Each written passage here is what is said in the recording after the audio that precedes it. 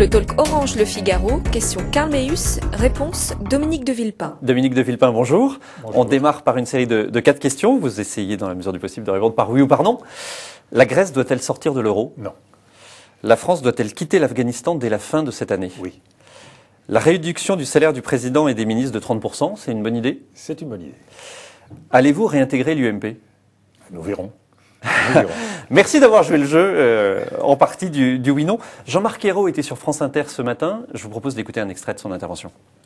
J'ai pas non plus de cumul entre un mandat exécutif local, maire, adjoint, président, vice-président et ministre. Tout mandat exécutif. Bon, le conflit d'intérêts, c'est-à-dire que quand on est au service des Français, de l'État, on doit être impartial. Alors on peut rester élu local. Moi, je vais rester conseiller municipal de Nantes. Je reste nantais. Je reste auprès des Nantais, mais je suis d'abord au service de la France, comme tous les ministres. Un ministre qui ne la respecterait pas devrait Il ne sera quitter plus immédiatement ministre. le gouvernement. Il ne sera plus ministre.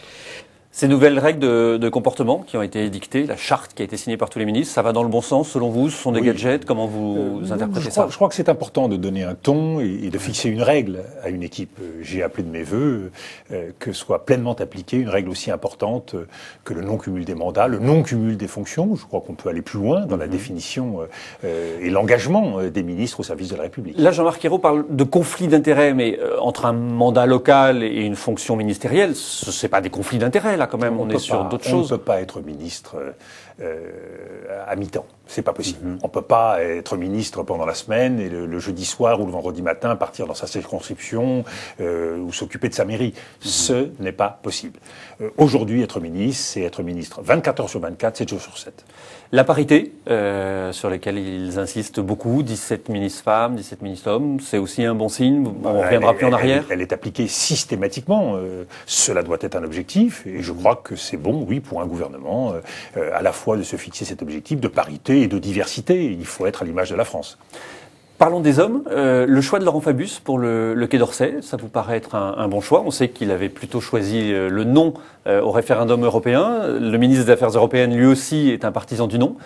Ça peut être quelque chose qui gênera nos partenaires. Oui, ce qui me paraît important, c'est qu'un ancien Premier ministre succède à un autre ancien Premier ministre dans un portefeuille central, on le voit bien aujourd'hui, qui est le Quai d'Orsay, qui est le ministère des crises. Il faut à la fois gérer les crises et gérer le temps long, c'est-à-dire notre avenir au sein de l'Europe et dans le monde. Donc c'est un grand défi et je pense que Laurent Fabius a la capacité de relever ces défis. Il en a l'expérience. Justement, c'est une manière de compenser la faible expérience du président et du Premier ministre qui, sur la scène internationale, n'ont pas ces expériences-là. L'histoire prouve qu'un nouveau président de la République doit se plonger dans le bain du monde. Et François Hollande le fera comme son prédécesseur. C'est aujourd'hui une obligation. On voit le calendrier d'ailleurs qui est le sien. Il a l'obligation de consacrer une large part de son temps aux problèmes du monde. Alors justement, vous l'évoquiez, François Hollande s'est envolé pour Washington, où il rencontrera notamment Barack Obama dès aujourd'hui, puis ensuite le G8, G20 et le sommet de l'OTAN. C'est un handicap de ne pas connaître les grands dirigeants de ce monde, d'arriver et d'être là comme ça, comme un novice. Comment ça va se passer, ces rencontres? Ces rencontres, nous allons le voir, mais il n'y a pas de raison qu'elles ne se passent pas bien. C'est une relation qui se noue très vite, une relation personnelle, une relation d'État à État, qui est une impérative obligation. Donc, une fois de plus, on rentre très vite dans ces cercles, même avec ceux qu'on connaît mal ou qu'on connaît peu. On apprend très vite à se connaître, tout simplement parce qu'il y a des décisions collectives à prendre. Il y a des positions à arrêter. Alors justement, une sur la échéance Grèce, aussi importante que la question grecque, ou la question afghane, va obliger le nouveau président de la République à définir très rapidement sa ligne. Alors justement, la Grèce s'invite dans l'actualité. Qu'est-ce qu'il faut prendre comme décision? Qu'est-ce qu'il faut faire pour sauver la Grèce aujourd'hui? Je crois qu'il faut accepter d'en payer le prix. Il aurait mieux valu payer ce prix il y a 1 an, 2 ans.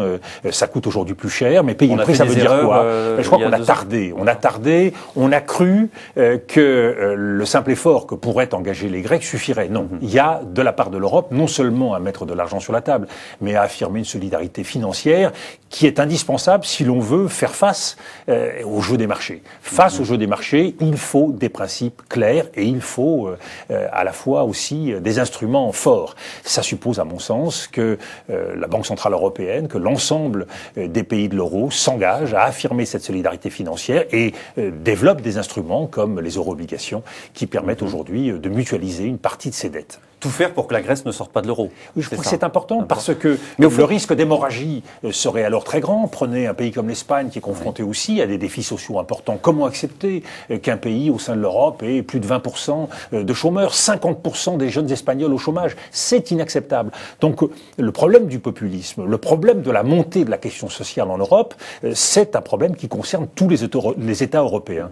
J'étais en Europe centrale il y a quelques jours et j'ai pu le constater. Il y a un vrai risque dans beaucoup de pays d'Europe. Et il faut que les dirigeants politiques de l'Europe, à commencer par l'Allemagne, bien sûr, la France, en soient pleinement conscients. Sur l'Afghanistan, vous êtes-vous favorable, comme vous l'avez dit, à un retrait immédiat? Ça perturbe quand même nos alliés. Les Américains ont un calendrier de retrait beaucoup plus tardif. Comment François Hollande va pouvoir, là, arriver à imposer ses vues? Est-ce que la France peut partir seule? Alors, d'abord, ce mouvement a été engagé par d'autres et réalisé par d'autres avant nous. Donc, nous sommes une nouvelle puissance qui... on a un contingent un peu plus élevé que ceux qui étaient déjà partis. C'est vrai. Mais je crois que le calendrier politique doit être accéléré. Et donc, la fin 2012 me paraît un calendrier possible. Ça suppose, sur le plan technique, un certain nombre de mesures d'accompagnement qui seront, elles, plus longues à accomplir. Car nous ne partirons pas avec l'ensemble de nos moyens d'ici la fin de l'année. Donc, de ce point de vue-là, il faut être réaliste et mettre en place ce calendrier technique. Et puis, il faut bien sûr un accompagnement politique, un accompagnement diplomatique, et c'est pour cela que j'appelle de mes vœux une vraie stratégie régionale, une conférence des pays de la région, parce qu'il faut mettre autour de la table les pays qui vont devoir assumer la charge que nous, occidentaux, nous avons assumée pendant des années. Je pense à des pays comme l'Inde, à des pays comme la Russie, comme la Chine, comme le Pakistan, comme l'Iran. Et parallèlement, il faut que l'Occident reste engagé sur le plan économique, sur le plan humanitaire, pour aider les Afghans. Des questions plus politiques, de politique nationale, puisqu'il y a les élections législatives. Est-ce que vous êtes favorable à une victoire, enfin, est-ce que vous souhaitez une victoire de l'UMP à ces législatives? Je suis favorable tout à fait à une droite républicaine forte. Donc à une cohabitation. À l'Assemblée nationale. Je dis bien droite républicaine, c'est-à-dire fidèle à les valeurs d'humanisme, d'ouverture sur le monde.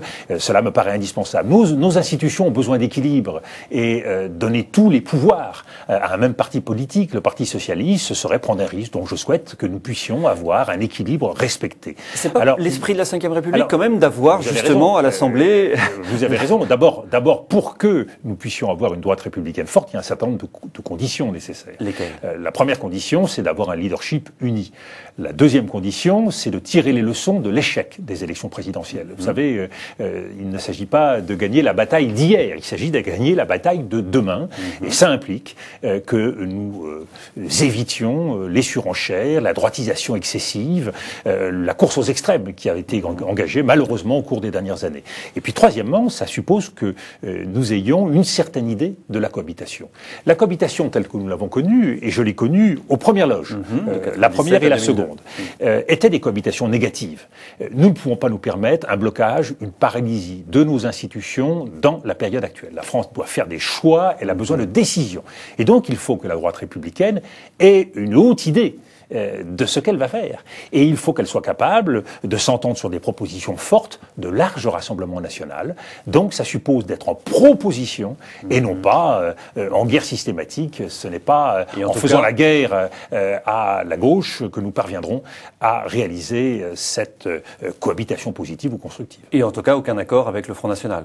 Bien évidemment, de ce point de vue-là, les grands principes tels qu'ils ont été définis, et Jacques Chirac, de ce point de vue-là, avait été particulièrement clair. Vous n'avez pas été très précis sur la question, est-ce que vous allez réintégrer l'UMP? Vous avez dit on verra. Non, je suis très précis. Je dis nous verrons pourquoi. Oui, mais parce que dans mon esprit, j'appartiens. C'est une possibilité. J'appartiens à une famille politique qui est la famille gaulliste. Et la famille gaulliste, justement, ne peut pas s'accommoder de compromis de quelque nature que ce soit avec l'extrême droite. Elle ne peut pas s'accompagner de compromis. Cela ne peut pas s'accompagner de compromis avec des principes républicains qui doivent être pleinement respectée. Donc je souhaite, pour ma part, que l'UMP puisse se transformer, puisse revenir à l'esprit des origines. Il y a beaucoup à faire. Je constate avec plaisir que Jean-François Copé, déjà, reconnaît la naissance de différentes tendances, de différents courants, de différentes sensibilités. De différentes sensibilités, une fois de plus, dans une famille qui affirmerait pleinement sa vocation humaniste, républicaine, ouverte sur le monde, et puis bien évidemment, je retrouverai naturellement ma place. Et si vous retrouviez cette place, il y a un congrès à l'automne, vous n'excluez pas à ce moment-là d'avoir votre mouvement et peut-être de concourir pour la présidence de l'UMP? Je ne suis pas dans les ambitions partisanes, ça n'a jamais été la bataille de ma vie. Ce que je souhaite, c'est que la France puisse gagner, et pour cela, nous avons besoin de tout le monde. Merci d'avoir répondu à nos questions, Dominique de Villepin.